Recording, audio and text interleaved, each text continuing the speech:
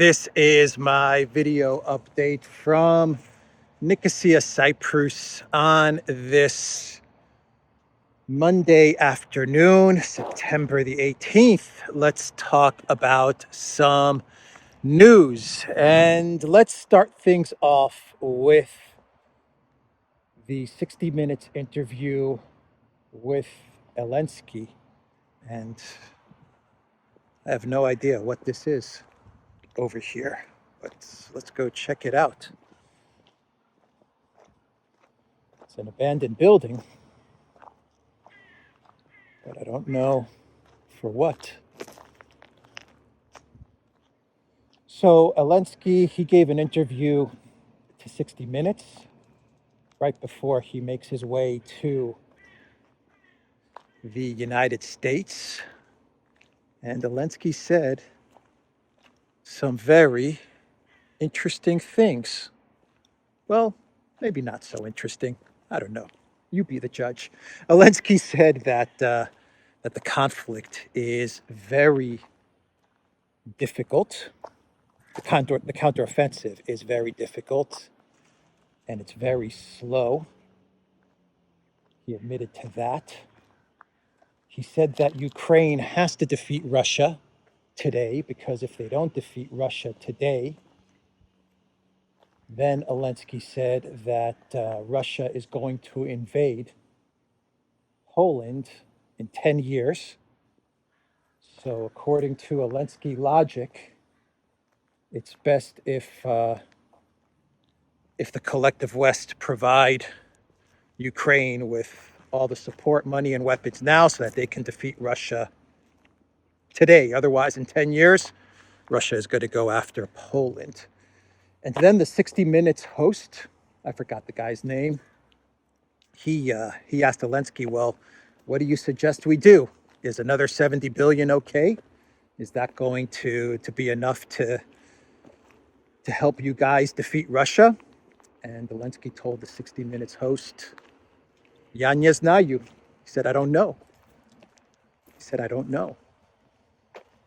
Elensky then went on to say, after he said, I don't know if 70 billion is going to do the trick, Elensky then went on to say that the Russians, they've raised a second Putin. I think that's what he said. That the Russian people, they have raised a second Putin, a second Hitler. What am I saying? Did I say a second Putin? He's saying that the Russian people have raised a second Hitler. And he doesn't know what needs to be done.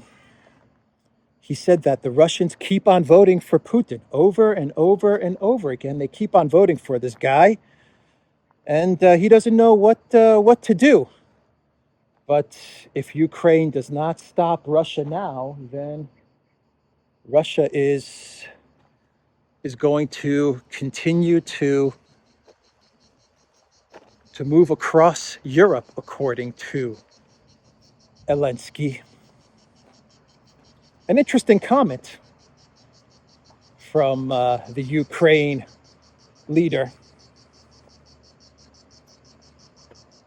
Really what he was saying was that, sure, give us the money, give us money and weapons, we'll take it. But I really don't have a plan. That's really what he was telling 60 Minutes.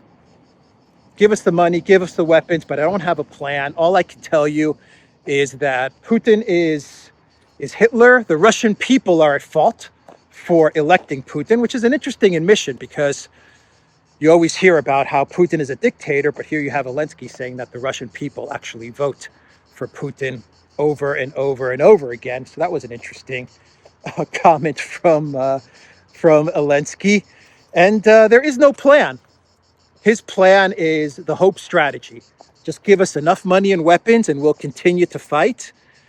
And hopefully there'll be some sort of a regime change in Russia. That was pretty much his answer to the question from 60 Minutes. Elensky also said that Ukraine is firing something like, I think he said something like 30 or 40,000 artillery shells every day which is crazy. I think he said that. I could be wrong, but I remember him making a statement like that, like 30 or 40,000 shells they're firing daily, which is just absurd. I don't know where he came up with that number. Anyway, that was the interview from Elensky. An admission that the counteroffensive is not going well. No plan. No plan. Putin evil. Putin bad, but he's not a dictator. He's elected by the Russian people, but he's very bad. In 10 years, he's going to invade Poland and just keep on giving us money and weapons. We don't know what we're going to do with the money and the weapons. We don't have a plan to victory, but we'll play the hope strategy card, and maybe with enough time, we'll get a regime change in Russia. Even though the Russian people, according to Elensky, they don't want him. They don't want to have a regime change because they keep on voting for Putin. So that was a 60 minutes interview with Elensky. I have no idea what this is. Maybe like an abandoned school or something. I don't know. But anyway, it's kind of creepy, to be honest. I wouldn't want to be here at nighttime. So we also had an interview from The Economist with the AI android robot known as Budanov. And Budanov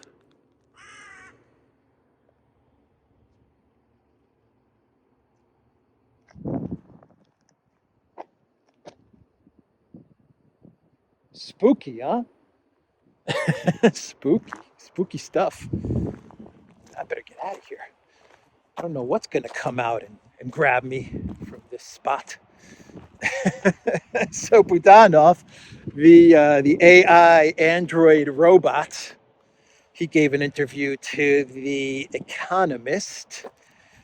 And what did Budanov say? He pretty much admitted that the offensive has failed. He didn't exactly say that, but he said that the offensive is going to be slow. And he told The Economist that people should not be expecting a parade in Moscow. He also said that the Russians should not be expecting a parade in Kiev, but he said that the collective West and Ukrainians should not expect a victory parade in the streets of Moscow. This is the same guy, Budanov. This is the same android artificial intelligence guy that was saying when the counteroffensive was about to start that the Ukraine military was going to roll over the Russian forces in a matter of days. And come summertime, the summer that just passed, this past summer, he said that he would be swimming in Crimea or vacationing in Crimea or something like that. That was Budanov. And now he is telling everybody that this counteroffensive is going to be slow, difficult, and long. And that we should not expect, the collective West, we should not expect a victory parade in the streets of Moscow. Budanov also told The Economist that the Russian economy, he says, if Ukraine plays the long game, in other words, give us more money and more weapons, and if Ukraine gets more money and more weapons, because according to Budanov, he told The Economist, I know that the collective West has weapons in their inventory. They haven't given us everything. So give us everything, because I know, he's like Budanov, I know that you guys in the West have more weapons in your stockpiles. Hand them over, and we'll continue to fight Russia.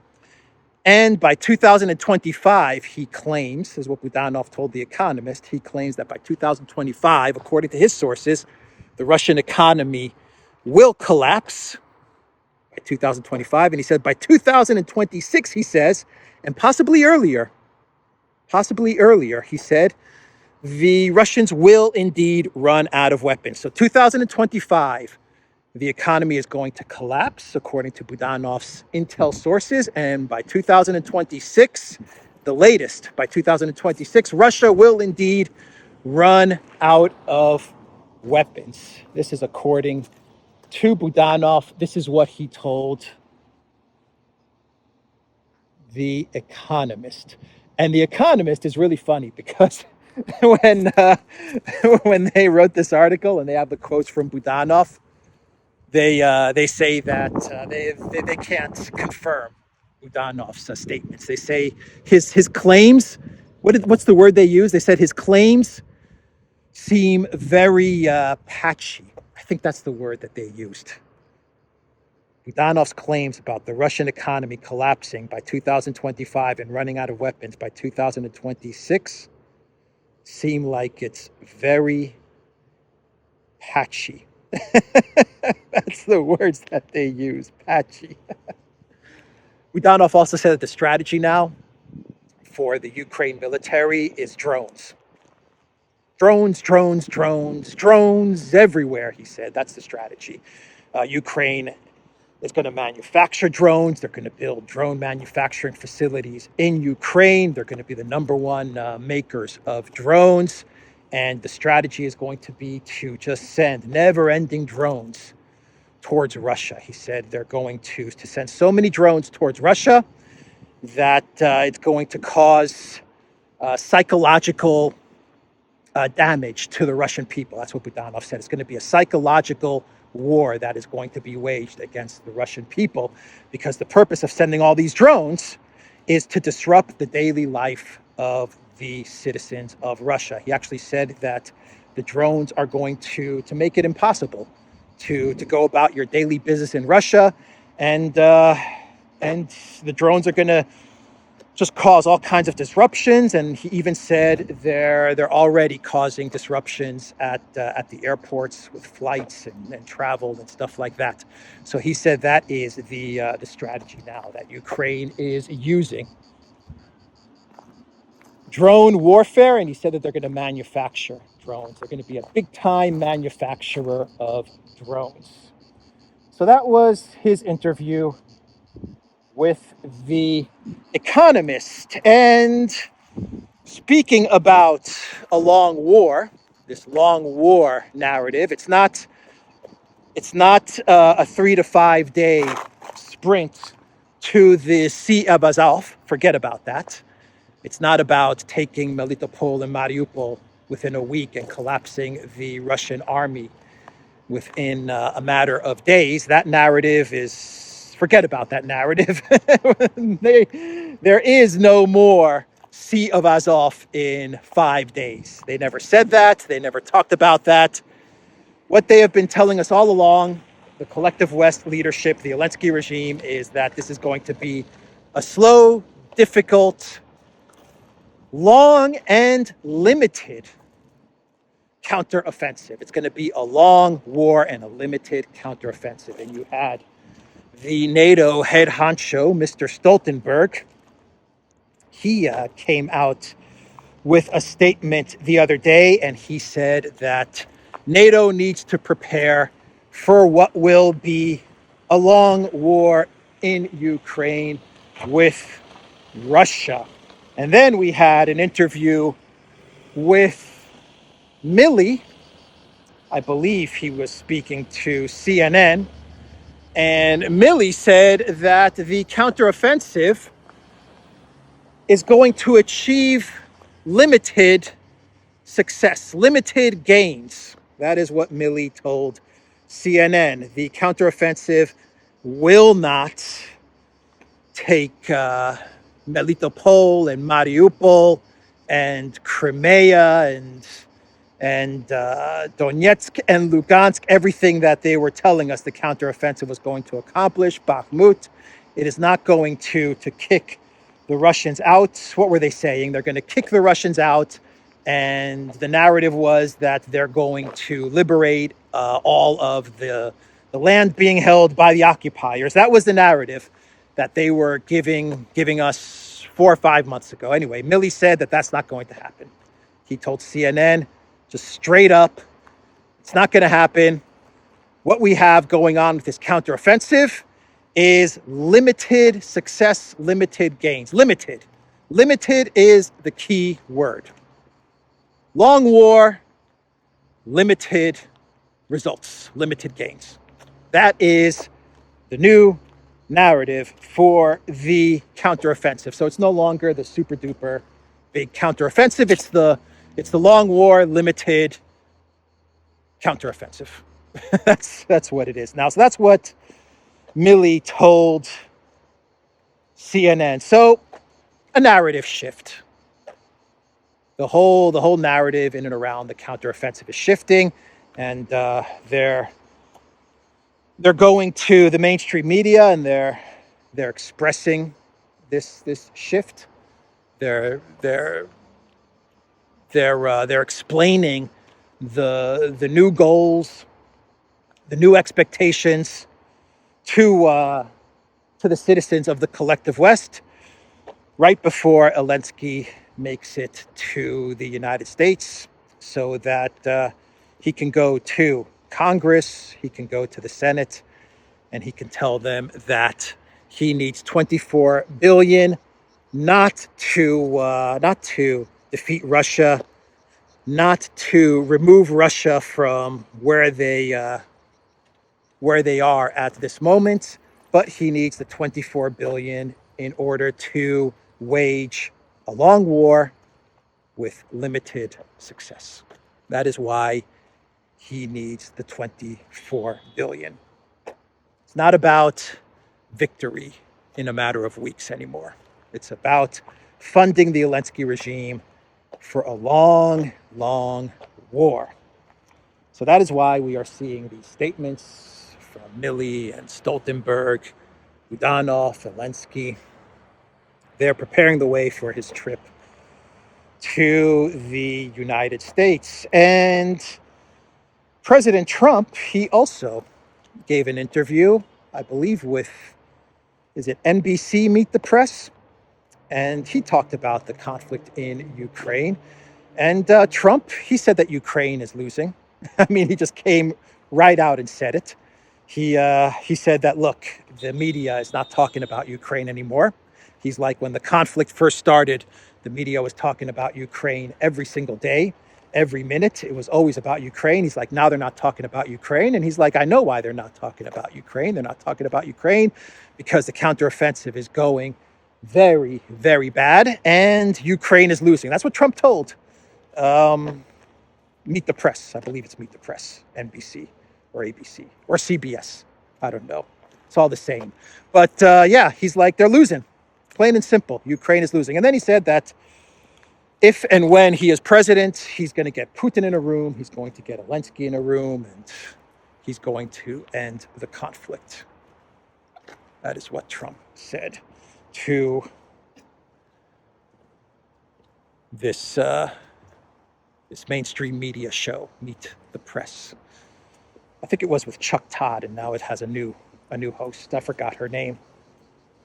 But he talked about how another interesting thing that Trump said. He talked about how when he ends the conflict, Ukraine is going to have to accept territorial losses.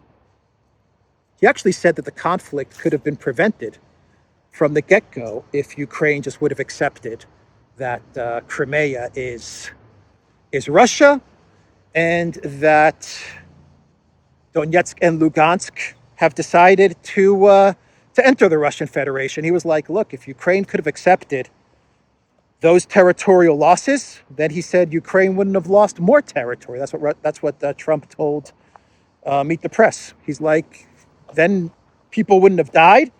Ukraine should have been neutral.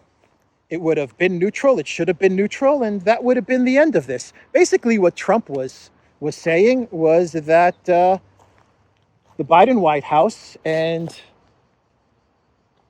I have no idea where I'm going, by the way, the Biden White House and the collective West, they should have just implemented the Minsk agreements. That's basically what Trump was saying. That's it. Everything that he was explaining was Minsk 1 and Minsk 2. That's simple. So that was Trump's interview. And Mike Pence also came out with some statements.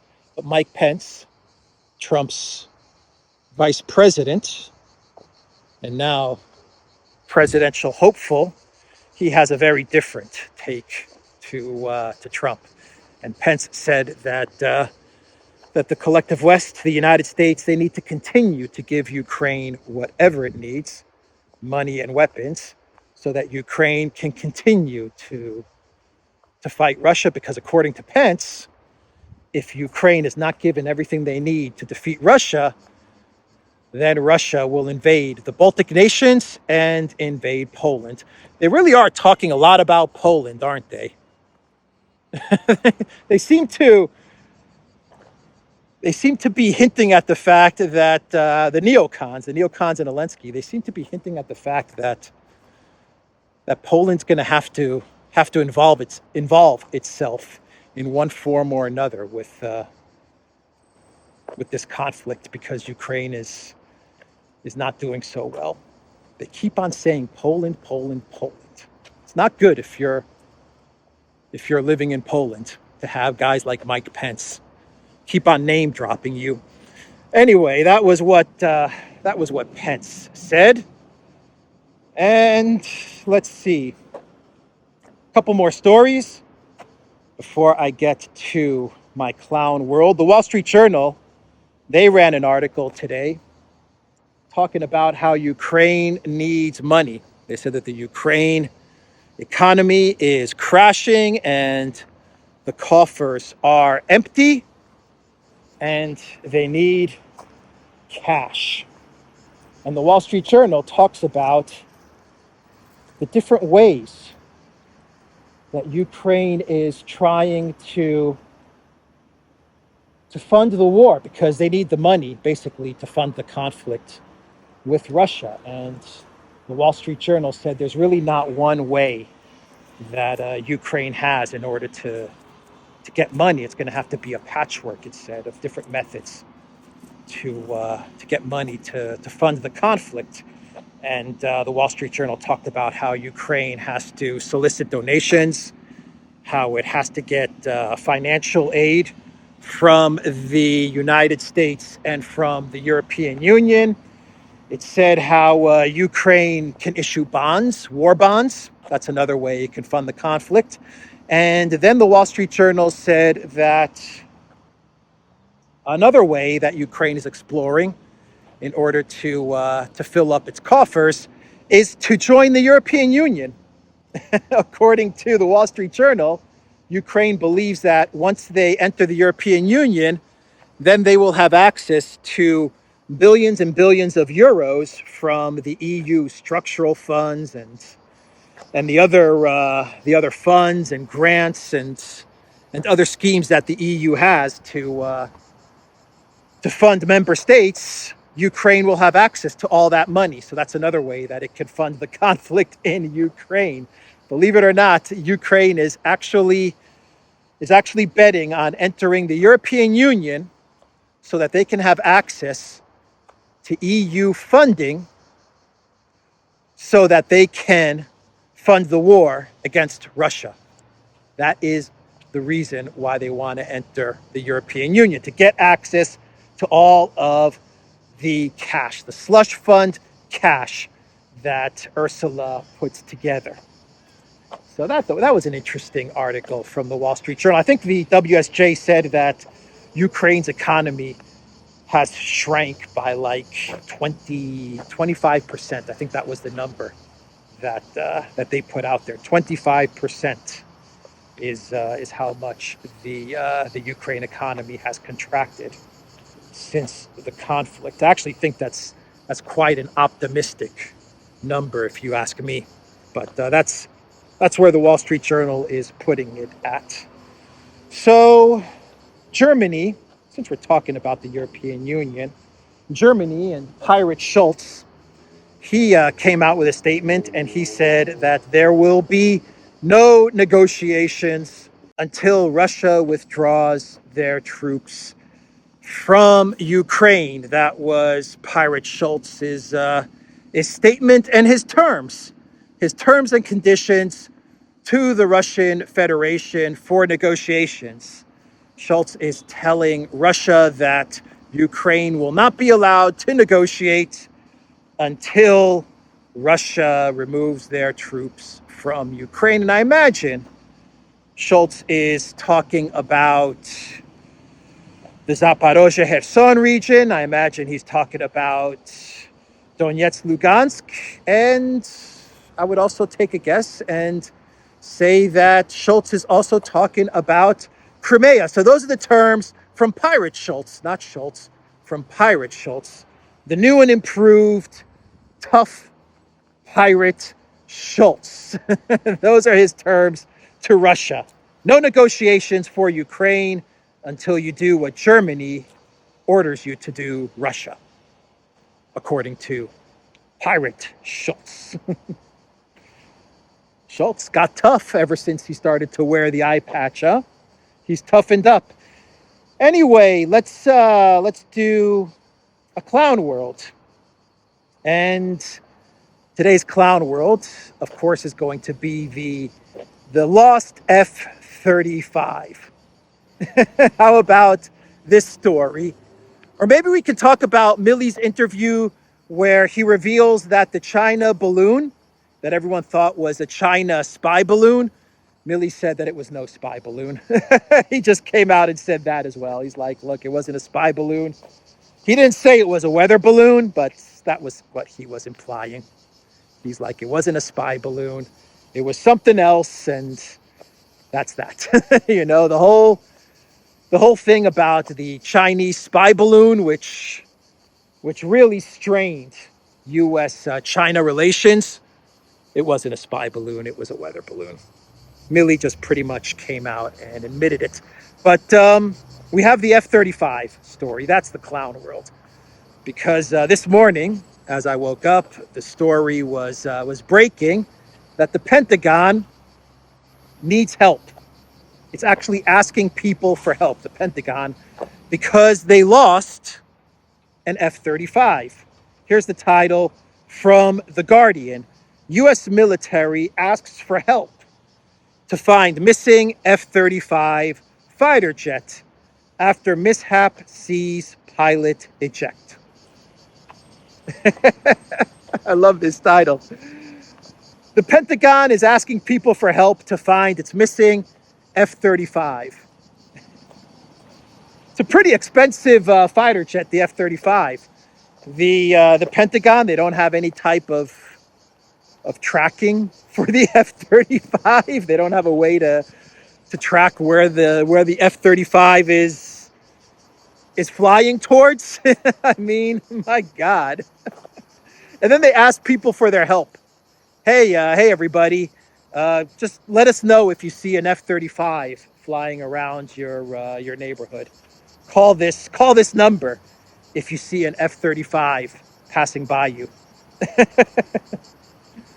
Elensky, when he heard that an F-35 was missing, Elensky called up Podolyak. Podolyak, listen, did you hear the news that F-35 missing?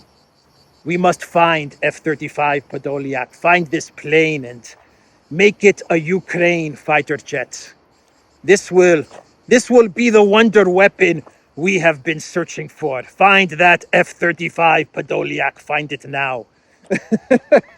Elensky's looking for that F-35. We got to find that missing F-35.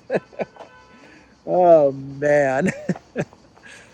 Oh, boy, there's a meme going around, which is the iPhone, Find My Phone. That screenshot that people use to find my phone, and they cross out iPhone. It says, like, find my iPhone, and the word iPhone is crossed out, and they just have F-35. Find my F-35. Oh, man. What an amazing story. What an amazing story. Let's see. Oh, the interview between Budanov and The Economist. The Economist, they asked Budanov, about the Russian military collapse. Why the Russian military has not collapsed. I need some water. They asked Budanov, why did the Russian military not collapse with the big super duper counteroffensive? That was what they asked Budanov. How come we didn't see a quick collapse? And Budanov, he got into art of war Zen mode. And this is what he said. This is what he told The Economist as to why the Russian military did not collapse quickly. He said, and I quote, "Is a pencil strong or weak? It depends how you look at it."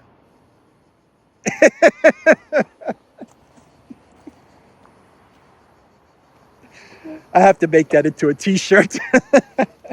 Is a pencil strong or weak? It depends how you look at it. Mr. Budanov, how come the Russian military did not collapse quickly like you were telling us when you launched the big super duper counteroffensive? Mr. Economist, is a pencil strong or weak? It depends how you look at it. All right, everybody, that's the video. TheDuran.locals.com. We are on Rumble, Odyssey, BitChute, Telegram, Rockfin, and on Twitter as well. And go to the Duran shop. Use the code Good Day. Pick up a Duran t-shirt, 10% off all merchandise. Like this video, share this video, subscribe to this channel. I am going to get something to drink. Take care.